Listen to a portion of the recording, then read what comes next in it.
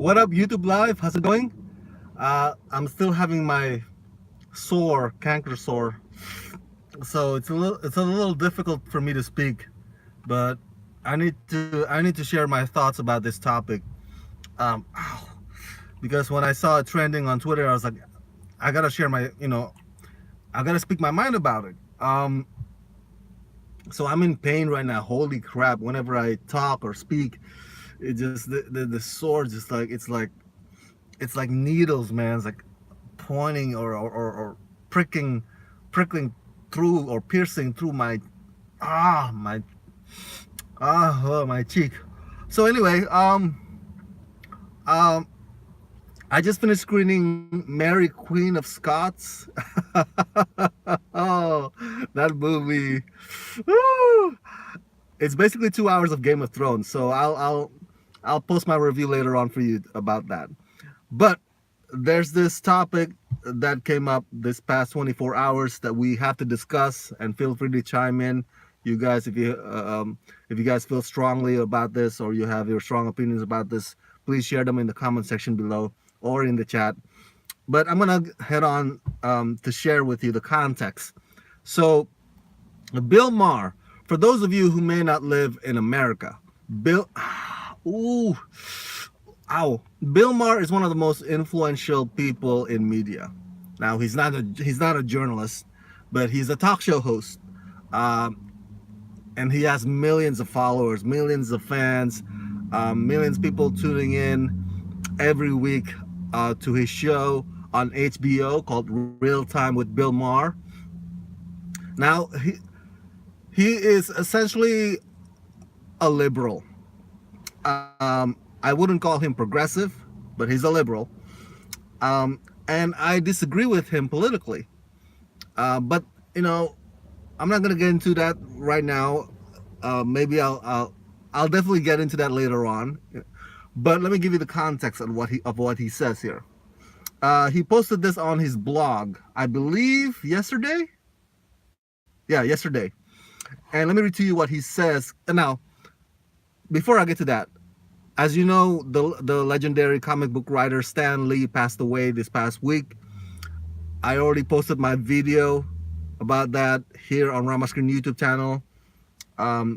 Just like millions of fans out there, I too am heartbroken and devastated that we don't have Stan Lee with us anymore.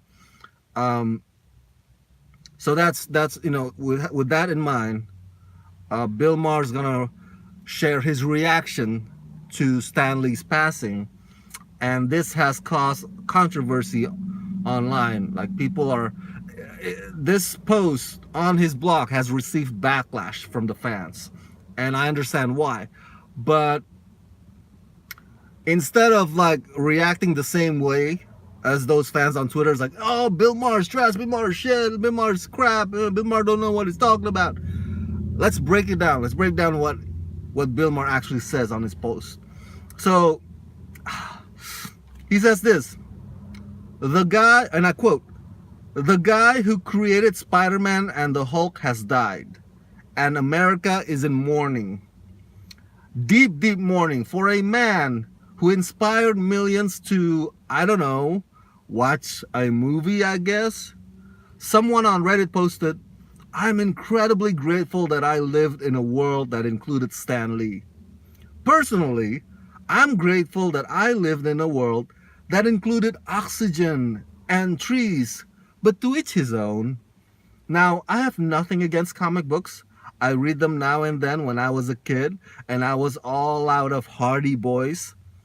But the assumption that everyone had back then, both the adults and the kids, was that comic books were for kids. And when you grew up, you moved on to big boy books without the pictures. But 20 years ago or so, something happened. Adults decided that they did not have to give up kid stuff. And so they pretended that comic books were actually sophisticated literature. And because America has over 4,500 colleges, which means we need more professors than we have smart people. Some dumb people got to be professors by writing thesis with titles like Otherness and Heterodoxy in the Silver Surfer. And now when adults are forced to do grow-up things like buy auto insurance, they call it adulting and act like it's some kind of a giant struggle. I'm not saying that we've necessarily gotten stupider. The average Joe is smarter in a lot of ways than he was in, say, the 1940s, when A Big Night Out was a Three Stooges short and a Carmen Miranda musical. The problem is we're using our smarts on stupid stuff. I don't think it's a huge stretch to suggest that Donald Trump could only get elected in a country that thinks comic books are important. Okay, so there's a lot to break down there. And, overall, I disagree with his statement. But I'm not going to react in a way that everybody, is like, oh, Bill, like I said earlier, Bill Maher is shit, Bill Maher is trash. I am now denouncing or disavowing Bill Maher forever. So let's intellectually break down what Bill Maher actually says here and why he is wrong. Why he is... sometimes when I break shit down, sometimes I would say like, okay, he's 60% wrong, but 40% right. Or like he's 70% right, but 30% wrong. But here, I completely wholeheartedly say that Bill Maher is wrong. Okay. So, first of all, I forgot to mention this in my previous video about Stan Lee. When Stan Lee passed away that same day. The fact that Stan Lee did not just create characters, but he created universes. He created worlds. I mean, my God, holy crap. How many of us can say that we've, many of us, at least I can speak for myself here. When it comes to being creative or creating or writing something or drawing something, it's usually, at least in my case, I don't know about you guys, it's inspired by another person's creation, or it's a version of another thing that already exists. But for Stan Lee and Steve Ditko and all those guys, they actually created those characters and those universes and those worlds with all their complexities and complications, and all those 50 shades, 50 shades, and all, sorry I said 50 shades, and all those shades of gray, because, they're not just one-dimensional. For that to happen, for them to create those things, that's just mind-blowing, holy crap. So for somebody, let alone Bill Maher, to downplay that as something that is just, they're for kids. You're supposed to grow out of it. Come on. How dumb are you, adults? How dumb are you, grown-ups? You're not kids anymore, are you, huh? Well, just imagine just the length of the fact that they get to create something out of nothing, and in a magnitude scale such as universes and worlds. That's just, to downplay that, that's just, I guess, number one, the word I'm looking for is insulting. And the second word I'm looking for is ignorant, is downright ignorant. Okay, so to Bill Maher's statement about colleges, right? It says here, America has over 4,500 colleges, which means we need more professors than we have smart people. So basically, Bill Maher is saying, hey, we need more intelligent folks. And I got nothing wrong. I got nothing against that. Yes, we do. If you are going to college, if you are pursuing your PhD, if you are going for your professorship, if you want to teach someday, bless your heart, man. Go for it. Pursue it. I'm all for it. I got nothing against it. But to say that, hey, we need more of these guys and not more of the artists, or less of the artists, comic book writers and all that stuff. Well, let me just say this, Bill. You probably don't know this, but a professor actually created Wonder Woman.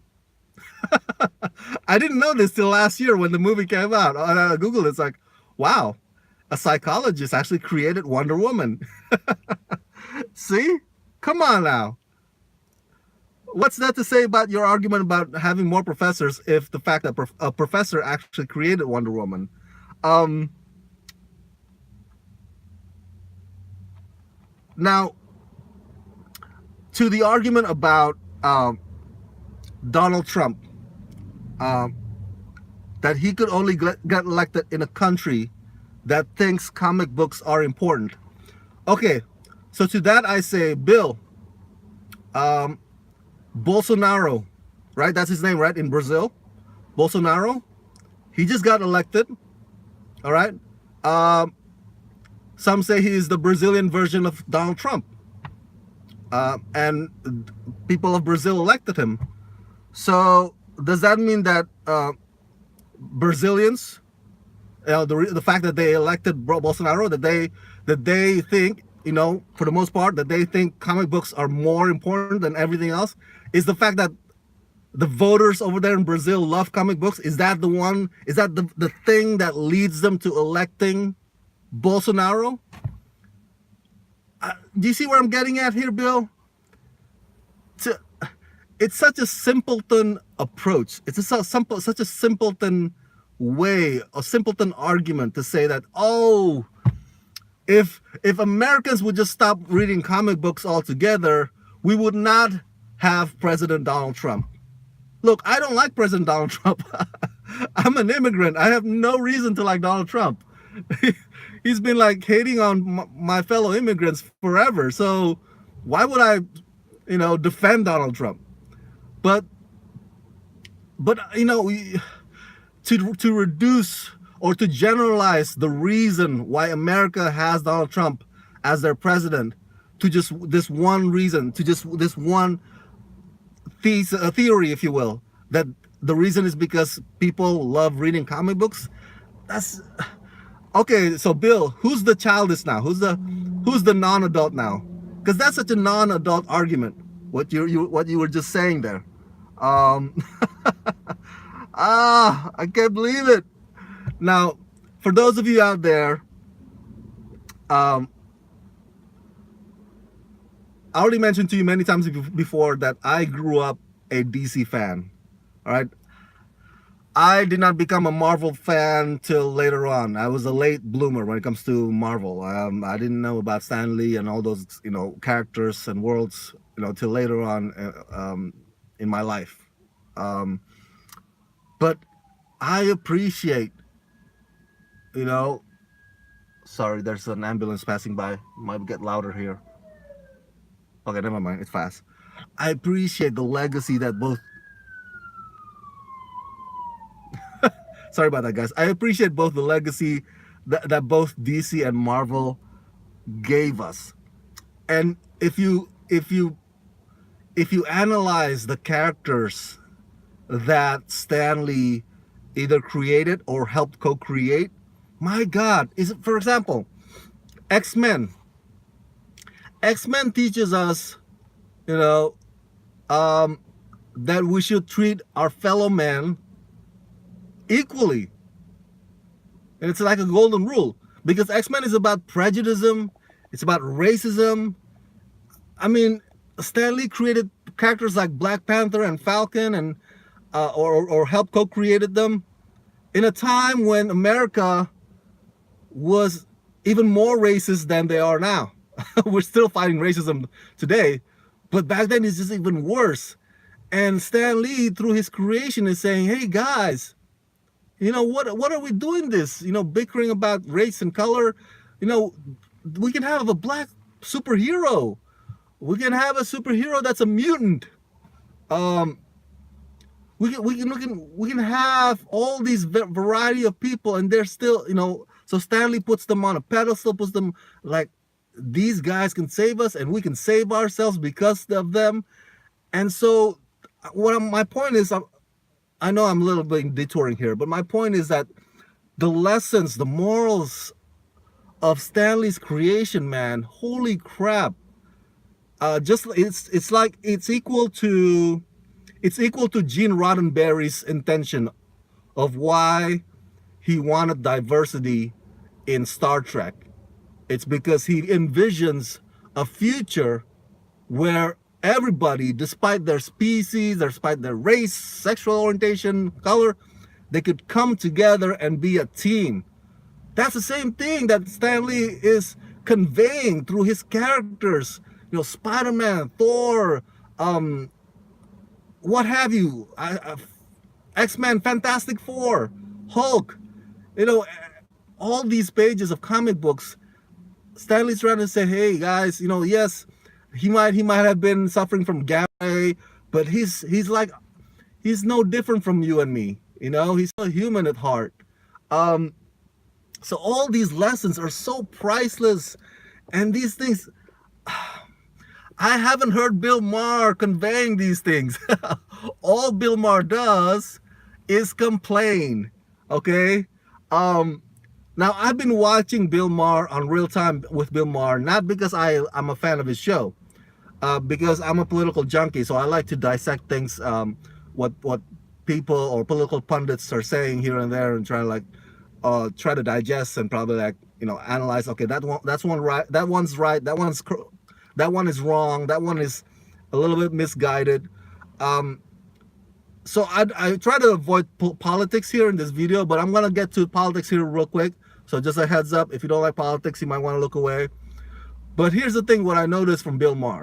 All right, Bill Maher is frustrated. Not sexually frustrated, politically frustrated. He is pissed for the past 2 years. He has been pissed off at the fact that Donald Trump is president. And for the past 2 years, if you have noticed on his show and on his tweets, he has been looking for somebody to blame. He has been chasing for that big shadow. Ow. Sorry, my sore. So I remember there's a segment on his show about him blaming all progressive liberals, like blanket blame all. It's like, anybody who voted for Jill Stein and not Hillary Clinton, you guys are faulted. You guys are to blame for Donald Trump's presidency. And then there's a segment on Bill Maher where he says, like, oh, everybody who votes for Trump, you guys are all racist. Just blanket blame, all you guys are racist. You know, that's, again, to my earlier point, that's a simpleton, childish way of analyzing things. All right, without taking into account other factors that might have come into play in 2016. For example, maybe because Hillary Clinton did not do a good campaign game. She did not go to Wisconsin. She did not go to Michigan. She thought she had them in the bag. You know, that's a little bit, what's the word I'm looking for here? That's too much of a pride. You know, pride comes before fall. Hubris, that's the word I'm looking for, hubris. Another factor, not all Trump voters are racist. There's those states, those electoral voters that end up voting for Trump. They were Democratic blue wall, but they fell to Trump because Trump, during his campaign, was preaching non-status quo stuff. In a world, in today's world, where those, what's the word I'm looking for here? Those Rust Belt voters, you know, where the places where the factories are shipped out, you know, are shipped out to other countries, so they don't have jobs anymore. They have to work like 5 to 6 jobs or more than 40 hours a week just to put food on the table. You know, back then you can just go to the factory 9 to 5, come back home, and that's it. You're done. You're good. You have this middle class life. But for the past 4 decades, they have been screwed again and again. And comes this guy, Donald Trump, even though he's a con man, even though he's a fake populist, but he's spewing rhetoric. He was spewing rhetoric that they wanted to hear. spewing rhetoric that Hillary Clinton did not want to did not want to give. So I'm sorry, I'm going into politics here, but to my point, back to Bill Maher. Bill, there's a lot of factors that come into play to the rise of President Donald Trump. Yes, there's that racism factor, but that's not all of it. All right? Yeah, yes, there's the liberals who decided to stay at home instead of voting, but that's not all of it. You know, so I'm just kind of tired of folks like Bill Maher who keeps trying to find people to blame. Like, you gotta blame somebody. You know, it's like if you don't vote for that person, if you don't vote for a candidate, then it's your fault. Why didn't you vote? Dude, what did that candidate get? That candidate did not give me any reason to vote for him or her. Why is it on me? It's supposed to be on them. It's supposed to be on the candidate to sell him or herself, or to sell his policy or her policies to me. It's on them to attract me. So now Bill Maher is blaming comic book readers. So it's the liberals, it's the racists, it's that and this and now he's blaming the comic. Who's next? Who's next, Bill? Who are you gonna blame next for President Donald Trump? Come on. You claim that comic book readers are not sophisticated, but your argument here in your blog post is not sophisticated. It's not. You claim that comic book writers need to grow up, but you yourself are not growing up. You're like a toddler. You're like a whiny little, oh, why do I have President Trump? I hate you. It's your fault. It's your fault. How is this growing up, Bill Maher? Okay, so I need to wrap this up. Okay? Adulting. I feel it every day. You know, Bill Maher says here. Let me read to you again. What did he say here? The assumption everyone had back then, both the adults and the kids, was that comic books were for kids, and when you grew up, you moved on to big boy books without the pictures. Bill Maher, who died and made you the guy who sets the rules? Are like, okay, once you're past 21 years of age, no more reading of comic books or no more reading of books with pictures. Who died and made you that guy, Bill? Like, really? So 20 years ago, something happened. Adults decided that they did not have to give up the kid stuff, and so they pretended that comic books are sophisticated literature. But they are, Bill. I just mentioned to you the lessons and the morals and the stuff that comic books actually conveys. And now when adults are forced to do grown-up things, like buy auto insurance, they call it adulting and act like it's some kind of a giant struggle. Because it is, Bill. It's a giant struggle. I feel it every day. You know, every day I'm thinking like, holy crap, holy shit, how am I going to pay my next month's bill? You know, in this economy where the wages are stagnant, where jobs are available, but they are low-wage jobs or part-time jobs. Not like back in the booming middle-class America age of the 1960s or 50s anymore. And remember, in 1960s and 50s, the booming middle class is only for white people. The minority and the blacks and everybody else, they were not experiencing it. So my point is this, Bill, you are in a bubble. All right, you are a rich millionaire talk show host. I mean, you yourself, Bill, said that you donated $1 million to, I believe, Obama or Hillary Clinton campaign. It's like, I don't have $1 million in my pocket. Do you have $1 million in your pocket? Every Rama Screen viewers, can you just like whip it out and just like, hey, here you go, campaign. No, Bill Maher is in a bubble.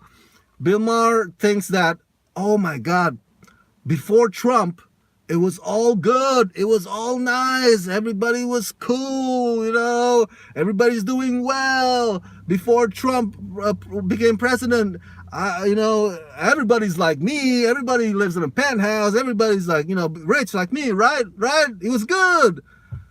No, Bill. Everybody was not good even before Trump.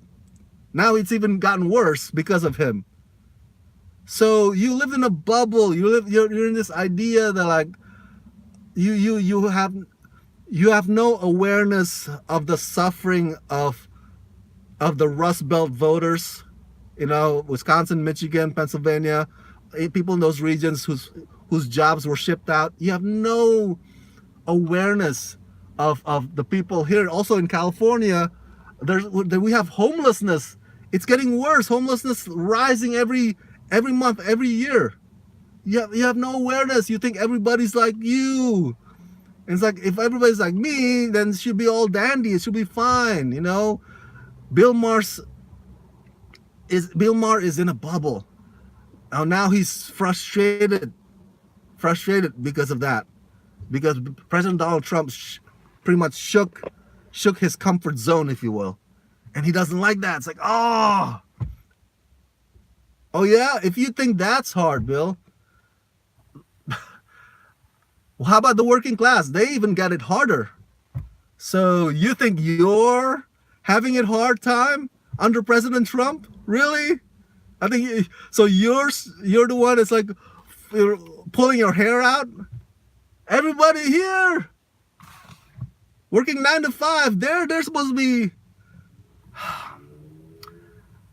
See, so this blog post, guys, that's why I just broke it down for you guys. I'm sorry if my speech is, again, I'm having a canker sore right now, and but you know where I'm getting at, right? So this is why Bill Maher is completely, wholeheartedly wrong about Stanley. What Stanley left behind for us, and I'm gonna end with this. What Stanley left behind for us, at least from some of the comic books I've read of his, what he left behind are characters that are dealing with human situations. What he left behind are stories that convey or that are relatable, that speak to our time or the time that the book was published. What Stanley left behind are messages like, if you read some of his quotes, like actual quotes of Stan Lee, one of my favorite Stanley quote was that at one point he felt ashamed, he felt embarrassed that he's only a comic book writer when everybody around him was doctors and engineers and doing great things. And so in his quote, he says like, oh man, I feel kind of embarrassed because I'm just a comic book writer. But then I realized that entertainment is a good thing. If people are not entertained, some of them could go on, can go off to the deep end, can go crazy, can be suicidal. So entertainment soothes the soul. You can say like, oh, what suits my soul is when I read books without pictures. That's fine. That's fine. That's your prerogative. But to the rest of us, to some of us, comic books are the thing that soothes our soul. Why do you gotta take that away from us, Bill? Why you gotta shame us? Why you gotta make us little or feel little about it? Why you gotta make us feel little about loving the thing that soothes that relieves our stress from everyday 9 to 5, frustration that you, Bill Maher, do not get to or don't have the experience about. So that's what Stanley left behind. All right. One more thing. I remember I watched a video of Stanley being interviewed by Marvel's Joe Quesada. This is before Stanley's wife passed on last year. And Stanley was talking about the influence that his wife had on him. He shared a story years ago when he was younger. Um, he had this predicament where, because they had to pay the bills. He wanted to keep working, writing books, want to sell books, and at the same time he wanted to create new characters. And I believe the story went that the publisher, he didn't give the names, of course. That they say like, ho, Stan, whoa, hold your brakes. Don't try to create these new guys.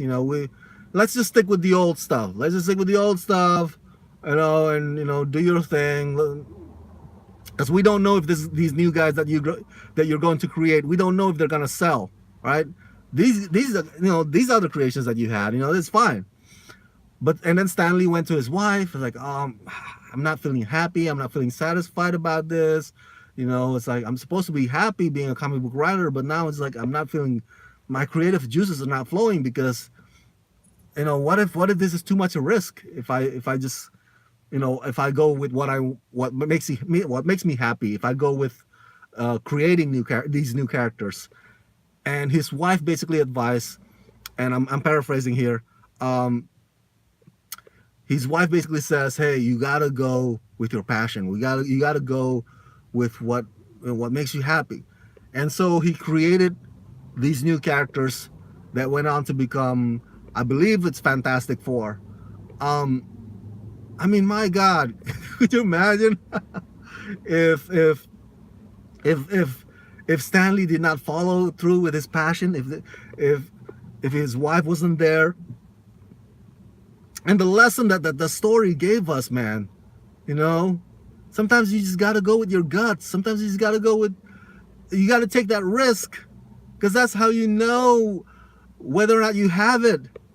You won't know until you take that risk. I mean, my God, that's a great story. That's a great life lesson. I haven't heard something like that from Bill Maher. So those are the things, and many more, and a bag of chips are the things that Stanley left for us. Those are Stanley's legacy.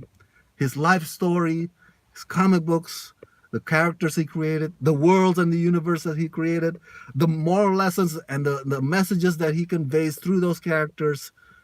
So, and the good always wins. Oh my God. And anybody can be superhero in Stanley's universe.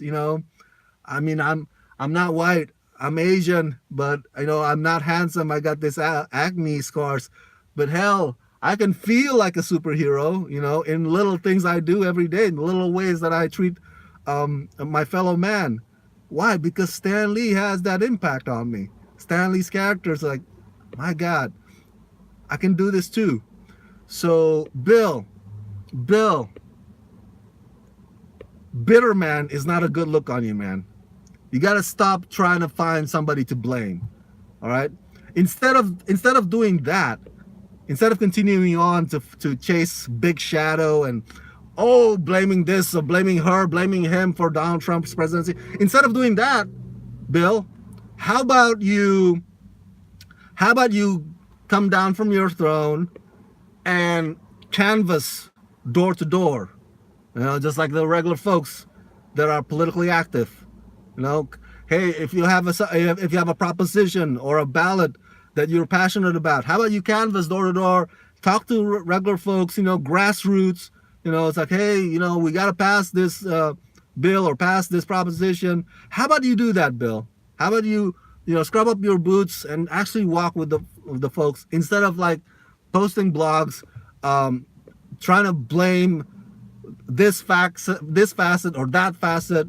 It's such an unattractive color on you, Bill. So instead of doing that, how about you just actually mingle with folks that are not millionaires and find out exactly why America is suffering? How about you do that, Bill? Huh? How about you do that? So anyway, those are my thoughts about this topic. Sorry I kept sorry. My canker sore. Sorry I rambled on too long, but share your thoughts about this in the comment section below. and subscribe to my channel and ring the bell so you can get notified whenever I post new videos. And as always, if you want to help support this channel, please do so at patreon.com/ramascreen. That's patreon.com/ramascreen. Let's rock this.